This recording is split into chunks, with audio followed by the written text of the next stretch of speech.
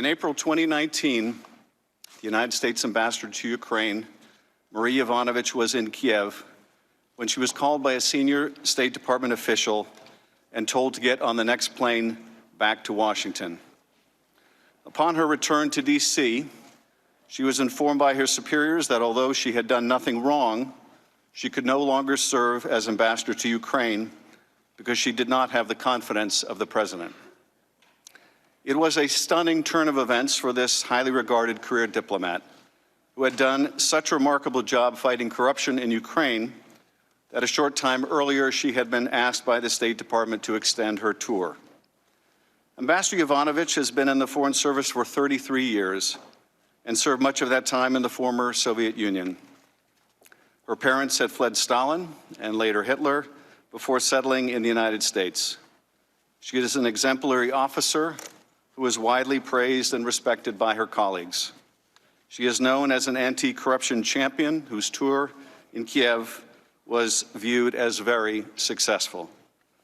Ambassador Michael McKinley, who had served with her in the Foreign Service for several decades, stated that from the earliest days of her career in the Foreign Service, she was excellent, serious, committed. I certainly remember her being one of those people who seemed to be destined for greater things. Her successor as acting chief of mission in Ukraine, Ambassador Bill Taylor, described her as very frank. She was very direct. She made points very clearly, and she was indeed tough on corruption. And she named names. And that sometimes is controversial out there, but she's a strong person and made those charges. In her time in Kiev, Ambassador Yovanovitch was tough on corruption. Too tough on corruption for some, and her principled stance made her enemies. As George Kent told this committee on Wednesday, you can't promote principled anti-corruption action without pissing off corrupt people. And Ambassador Yovanovitch did not just piss off corrupt Ukrainians, like the corrupt former Prosecutor General Yuri Lutsenko, but also certain Americans, like Rudy Giuliani, Donald Trump's personal attorney, and two individuals now indicted who worked with him, Igor Fruman and Lev Parnas. Lutsenko, Giuliani, Fruman, Parnas, and others who had come to include the president's own son, Don Jr., promoted a smear campaign against her based on false allegations.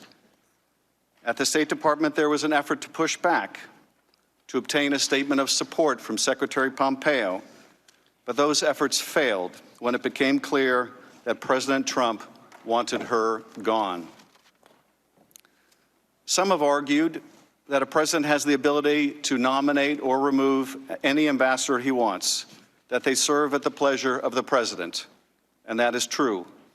The question before us is not whether Donald Trump could recall an American ambassador with a stellar reputation for fighting corruption in Ukraine, but why would he want to? Why did Rudy Giuliani want her gone, and why did Donald Trump?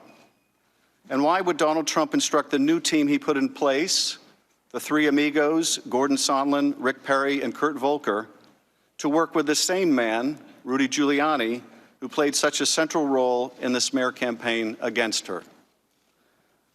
Rudy Giuliani has made no secret of his desire to get Ukraine to open investigations into the Bidens, as well as a conspiracy theory of Ukrainian interference in the 2016 election. As he said in one interview in May 2019, we're not meddling in an election, we're meddling in an investigation, which we have a right to do. More recently, he told CNN's Chris Cuomo, "Of course I did," when asked if he had pressed Ukraine to investigate Joe Biden. And he has never been shy about who he is doing this work for, his client, the president. One powerful ally Giuliani had in Ukraine to promote these political investigations was Lutsenko, the corrupt former prosecutor general. And one powerful adversary Lutsenko had was a certain United States ambassador named Marie Yovanovitch. It is no coincidence that in the now infamous July 25th call with Zelensky, Donald Trump brings up a corrupt Ukrainian prosecutor and praises him. Against all evidence, Trump claims that this former prosecutor general was very good and he was shut down, and that's really unfair. But the woman known for fighting corruption, his own former ambassador, the woman ruthlessly smeared and driven from her post, the president does nothing but disparage, or worse, threaten. Well, she's going to go through some things, the president declares. That tells you a lot about the president's priorities and intentions. Getting rid of Ambassador Yovanovitch helped set the stage for an irregular channel that could pursue the two investigations that mattered so much to the president: the 2016 conspiracy theory, and most important, an investigation into the 2020 political opponent he apparently feared most, Joe Biden. And the president's scheme might have worked, but for the fact that the man who would succeed Ambassador Yovanovitch, whom we heard from on Wednesday, Acting Ambassador Taylor, would eventually discover the effort to press Ukraine into conducting these investigations and would push back, but for the fact also that someone blew the whistle. Ambassador Yovanovitch was serving our nation's interest in fighting corruption in Ukraine, but she was considered an obstacle to the furtherance of the president's personal and political agenda.